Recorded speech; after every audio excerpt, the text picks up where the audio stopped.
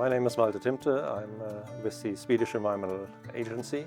I've been part of the Swedish CBD delegation, both at COP16 in Cali in Colombia a couple of months ago, and now also in the Resumed session in Rome in Italy.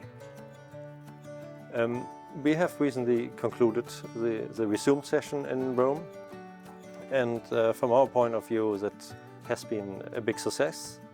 In Cali we were not able to conclude some of the questions we were talking about, like the financial mechanism, resource mobilization, that needed a bit more time to discuss.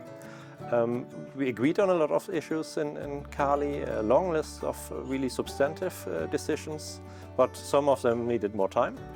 And we got that time now in Rome to discuss the financial mechanism, the resource mobilization, not how much money we need, but how to distribute it and who will have a say when we distribute it and who should contribute.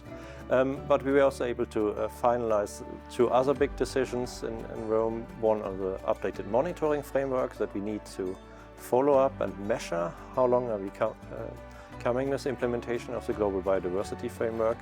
And we also have adopted a process to review how long we come based on national reports and scientific inputs.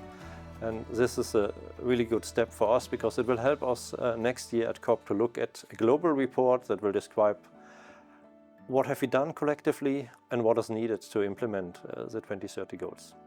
Well, when we left Cali, there was a bit of tension in the room, I would say, because some of the big donor countries didn't agree on the decision on the resource mobilization and financial mechanism, which kind of ended the discussions there.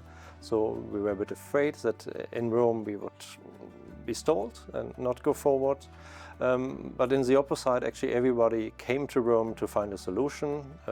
Both we as members of the European Union group, but also other regions really wanted to achieve decisions and to move forward, because we all know we need to have decisions to implement this global biodiversity framework. And we had a couple of issues that were tricky, that we needed to solve, but we were able to sit around the table with the partners that we might have political conflicts with on a lot of questions, not only in environmental issues, but globally. But I think Rome was a really good exercise to show we still can work together, we can talk to each other, we are able to find compromises, and everyone was there to find compromises. And in the end, sometimes it's like finding the right words to have the same outcome. And it's not so important that everyone gets everything, but that we actually come to a point where everyone can agree and that we find consensus. And I think that was the big message from Rome, that we could sit around the table with parties from the east, from the south, and were able to make decisions. Well, now we have a decision on how to measure progress, we have a decision on how to review progress, but of course what we need to do now is to create progress, and that means we all have to go home, we need to create national strategies and action plans for biodiversity, we have to look into concrete projects, into funding, into capacity building on national level, and well, do something that actually can follow up on those 2030 targets that we have agreed on, to be able to look at some kind of progress when we meet again in Armenia, in Yerevan in 26.